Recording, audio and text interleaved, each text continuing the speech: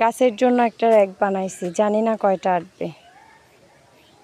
এটা শুধু কাটামোকড় রাখার জন্য বানাইছি, এখন অন্য কিছু রাখতে পারি, দেখা যাক।